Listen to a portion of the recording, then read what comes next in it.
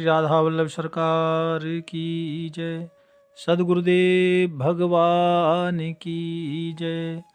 ना गुरुरधिकं तत्त्वं ना गुरुरधिकं तपः ना गुरुरधिकं ज्ञानं तस्मै श्री गुरुवे नमः। प्यारे प्रभु प्रेमियों,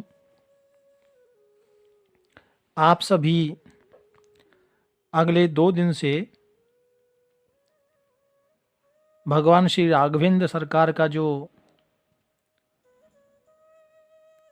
अयोध्या धाम का जो उत्सव था, जो भगवान की प्राण प्रतिष्ठा थी, उसके निमित्त आपने थोड़ा सुना। प्यारे भक्तों, अयोध्या का मतलब होता है कि जहां कभी युद्ध ना हो। और मैं आपको बताऊं भक्तों, अयोध्या एक तो वो जो अभी आपने दर्शन किया, जिसके बारे में सुना, भगवान की जो प्राण प्रतिष्ठा हुई है उन मूर्ति के बारे में सुना, उस जगह के बारे में सुना, उस रंग महल के बारे में सुना, उस राज मंदिर के बारे में सुना, भगवान का जो गर्भगृह है। और तरह तरह से मीडिया ने वहाँ की मुख्यता, वहाँ का जो विलक्षण और दिव्य अतिदिव्य सुंदर जो सजावट है, जो वहाँ पर एक बहुत ही त्रेता युग जैसी अयोध्या को सजाया गया, वो भव्य दृश्य आप सभी ने दर्शन किया और अपने घरों पे मनाया। प्यारे भक्तों, अयोध्या ये शब्द बहुत बड़ा है। अयोध्या, एक तो अयोध्या वो जो अभी हम भौतिकवाद में देख रहे हैं और जिसका दर्शन किया, एक अयोध्या ये शरीर भी, संत कहते हैं कि ये शरीर भी एक अयोध्या है। और ये शरीर अयोध्या है और शरीर के अंदर भी एक गर्भगृह है जिसमें भगवान पास करते हैं। इस शरीर रूपी अयोध्या में हमारे हृदय में आत्म तत्व रूपी भगवान श्री राघवेंद्र सरकार का वास है। तो प्यारे भक्तों, ये शरीर को ही अयोध्या मानकर इसमें भगवान का वास करा करके, जब इसके अंदर हम जो हम बाहर रक्षा, आपने देखा ना वहाँ कितनी सिक्योरिटी लगी थी, नाना तरह के सिक्योरिटी अयोध्या में लगी थी उत्सव में। क्यों? सुरक्षा के लिए। तो अब मैं आपको एक मूल बात बता रहा हूं, अपने शरीर को ही अयोध्या बनाकर उसमें राघवेंद्र सरकार को बिठाकर और दर्शन करना, ये बहुत उत्तम बात है। यानी अपने हृदय में भगवान का दर्शन करना और अयोध्या में किसी भी तरह के दुष्ट से, किसी भी तरह के दैत्य से रक्षा करना। यानी ये इस अयोध्या के दुष्ट दैत्य कौन है? अहंकार, लोभ, तृष्णा, कामना, ये सब दैत्य हैं।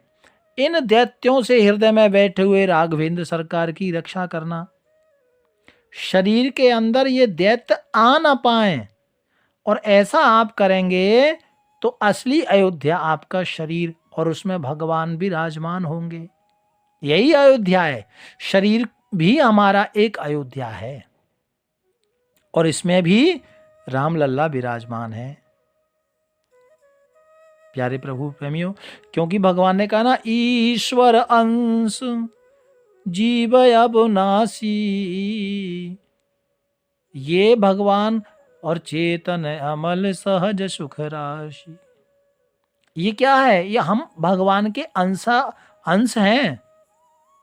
और अंश जो भगवान को बिठाकर भगवान का परम ध्यान लगाता है, पूजा करता है, नियम और व्यवहार, आचार, निवेदन, शक्य, आत्म, ये सब भाव अंदर जब हम प्रकट करते हैं तो वो अंश ही अंशावतार हो जाता है भक्तों। ठीक है ना? तो मेरा कहने का तात्पर्य ये है कि अभी अयोध्या की चर्चा हम सब लोग सुन रहे थे। अयोध्या में राम लल्ला विराजमान है और सब भगवान को एक, क्योंकि अयोध्या में 14 वर्ष बाद आए थे राम जी, राज्याभिषेक हुआ, लेकिन ये जो अयोध्या में अभी जो प्राण प्रतिष्ठा हुई है, ये राम लल्ला यानी भगवान विष्णु के रूप में श्री राम जी के छोटे स्वरूप का वहां पर प्राण प्रतिष्ठा की गई है। क्योंकि वह राम लल्ला, हमारा ऐसा मानना है ना कि वहां राम जन्मभूमि थी, तो जन्मभूमि यानी भाई प्रगट कृपाला दीन दयाला कौशल्या हितकारी, वहां पर भगवान प्रकट हुए थे। और वहीं मां कौशल्या की गोद में भगवान क्रीड़ा किया था, भगवान ने उस अयोध्या में गोद में खेले थे राजा दशरथ के आंगना में। तो वही जो त्रेता युग वाला जो दृश्य था, जो राजा दशरथ के आंगने में बधैया बाजी थी, ऐसा ही दृश्य आप सबने कल देखा था। ठीक है ना? तो इसलिए प्यारी भक्तों, कहने का तात्पर्य मेरा यह है कि वो तो एक अयोध्या है ही, लेकिन मेरा संदेश यह है कि शरीर भी एक अयोध्या है। राजा दशरथ जू के द्वार नौबत बाज रही, राजा दशरथ जू के द्वार नौबत बाज रही, बाज रही हाँ बाज रही, बाज रही हाँ बाज रही, राजा दशरथ जू के द्वार नौबत बाज रही। जैसे त्रेता में जो खुशियां थी, वही खुशियां आपने अभी यहाँ दर्शन किया। तो प्यारे भक्तों, आज बधैया का उत्सव, कोई बधाई दे रहा है, कोई रामलल्ला की जय जयकार कह रहा है, कोई राज्याभिषेक के रूप में दर्शन कर रहा है, तो कोई भय प्रकट कृपाला दीन दयाला रामलल्ला के रूप में दर्शन कर रहा है। और सब अपने अपने तरीके से भगवान श्री राघवेंद्र सरकार का दर्शन कर रहे हैं। जितने भी लोग वहाँ अतिथि लोग आए थे, उनकी सबकी भी अपनी अपनी दृष्टि है ना। और देखिए अयोध्या धाम में कितने हजारों लोग गए, लेकिन जिसकी जैसी दृष्टि थी भक्तों, उसने वैसा ही श्री राम जी का दर्शन किया, और उसी रूप में राम जी ने भी सबको दर्शन दिया। रामायण में लिखा है ना, जाकी रही भावना जैसी, ओ प्रभु मूरत देखी तिन तैसी। क्योंकि अयोध्या में छोटे बच्चे भी दर्शन के लिए आए थे, संत भी आए थे, और देश के बड़े बड़े बिजनेसमैन भी आए थे, देश के बड़े बड़े लोग भी आए थे। तो जिसने जिस दृष्टि से श्री राम जी का दर्शन किया, भगवान ने उसी रूप में सबको दर्शन दिया। और प्यारे भक्तों, ये बहुत खुशी की बात है जो ये श्री राम मंदिर का निर्माण हुआ है। और ये जरूरी है भक्तों, मैं अगले 2 दिन से यही एक संदेश आपको देना चाह, ये जरूरी क्यों है? ये जरूरी ये इसलिए है क्योंकि हमारे आने वाली जो पीढ़ी है,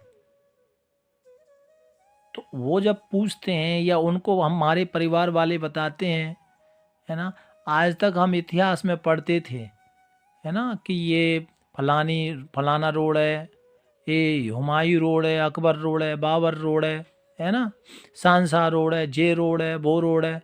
तो श्री राम रोड कहीं नहीं पढ़ा आपने, दशरथ रोड अयोध्या में ही नहीं, मैं खुद गया हूँ वहाँ पर, कितने बाबर अकबर रोड के नाम से जगह रास्ता मिलते हैं। तो मुझे पता नहीं कि ऐसा लोगों ने क्यों किया है, इससे पहले जो लोग थे उन्होंने ऐसा क्यों सनातन के लिए किया, मुझे ये बात समझ में आती नहीं। और देखिए ये कुछ पढ़ाया नहीं गया, जो कि सनातन धर्म की हमारे जो छोटे छोटे बच्चे हैं, आज के युवा बहन भाई हैं, जो युवा लोग हैं ना, वो धीरे धीरे धर्म से विमुख होते जा रहे थे, उनको ज्ञान ही नहीं, वो इधर उधर की गल्लाएं करते, असली तत्व असली चीज किसी को पता ही नहीं। तो ये जरूरी इसलिए है कि हमारे आने वाली पीढ़ी है, उनको हम बताएंगे, उनको किस्सा सुनाएंगे, वो पूछेंगे, प्रश्न करेंगे, राम जी कौन थे, राम जी क्या है, उनके अंदर श्री राम जी का भाव उमड़ के आएगा, श्रद्धा जगेगी, सनातन धर्म हमारा आगे आगे बढ़ेगा। और हम सोचें कि नहीं ये ऐसे ऐसे और सब जगह ये कट करते रहें, तो धीरे धीरे धीरे धीरे क्या होगा, एंड होगा। तो ये इसलिए जरूरी था भक्तों, है ना, क्योंकि ये सगुणता जो होती है ना, सगुणता के रूप में हम दर्शन कर रहे हैं, सगुण यानी जो नजर आ रहा है, ये जरूरी इसलिए है क्योंकि हमारे आने वाली जो पीढ़ी है ना, वो देखने से जितना उनके ऊपर प्रभाव पड़ेगा ना, सुनने से नहीं पड़ेगा। वो स्वयं देखेंगे, और देखेंगे तो उनके कितने विचार बदलेंगे, वो जानने का प्रयास करेंगे। तो इसलिए ये सनातन के लिए जरूरी था, अयोध्या धाम में मंदिर बनना भी जरूरी था भक्तों। और श्री राम प्रभु तो चराचर के स्वामी हैं भक्तों, चराचर के स्वामी हैं, क्योंकि भगवान शंकर ने भी यही कहा, उमा कहूँ मैं अनुभव अपना, बिना भगवान के नाम के बिना, बिना भगवान के जाप के बिना कल्याण नहीं है। इसलिए ये, और देखिए जो लोग नहीं जा रहे या नहीं जा पाए या जाने वाले नहीं हैं, तो इसमें कोई, मैं नहीं समझता कि कोई विशेष बात है। क्यों? क्योंकि राम जी को वही जान सकता है, राम जी को वही जना प्रणाम कर सकता है, या राम जी की कृपा वही पा सकता है जिसको राम जी कृपा देना चाहे। हाँ, ये भी एक विशेष बात है। तेहु जाने हूँ तेहु दे ही जनाई, और जानत तुम ही वह जाई। राम जी को वही जान सकता है जिसको श्री राम जी जनाना चाहते हैं। ठीक है ना? तो भैया बिना राम जी की कृपा के बिना ये संभव नहीं है। हम सब भारतवर्षवासियों के ऊपर एक कृपा हुई है कि मंदिर बनाए, तो इसके लिए आप सब बहुत बहुत बधाई के पात्र हैं, और सब के लिए बहुत बहुत साधुवाद, धन्यवाद प्यारे भक्तों। और देखिए, आप किसी को भी ले लिए, राम आरंभ में और राम अंत में, हे राम हे राम। अच्छा, हे राम आपने सुना ना? देखो हमारे देश के जो राष्ट्रपिता है ना, महात्मा गांधी, तो वो हे राम करके, ये हे राम शब्द आया ना, राम राम कह राम कह, राम राम कह राम, तन पर हरे रघुबर विरह राव गए सुरधाम। हे राम, राजा दशरथ का ये शब्द था। हे राम का मतलब होता है एक समर्पण भाव, कि मैं आपकी समर्पण, मैं आपकी शरण में आता हूं। हे राम का मतलब कि आप मुझे अपना आसरा दीजिए, मैं आपकी शरण में आया हूं। इसलिए आरंभ में भी हे राम, ठीक है, और अंत में भी हे राम। इसलिए ये हे राम शब्द आपने सुना ना, हे राम हरे राम हरे राम, ये हे राम, हा शब्द से हरे और हे एक ही चीज है ये, तो इसलिए बोलते हैं हरे राम हरे राम हरे राम राम राम हरे कृष्ण कृष्ण, ऐसा बोलते हैं ना। तो हे राम शब्द बहुत बड़ा है, फिर कभी चर्चा करूंगा। और मैं आपको सुनाना तो कुछ और चाह रहा था, लेकिन मुझे लगा कि ये अयोध्या की गल आपको, इसके बारे में आपसे चर्चा करूं। खैर, भाव प्यार से राधे राधे। आगे की चर्चा, अगला सत्संग हम कल श्रवण करेंगे। जय श्री राधे राधे राधे।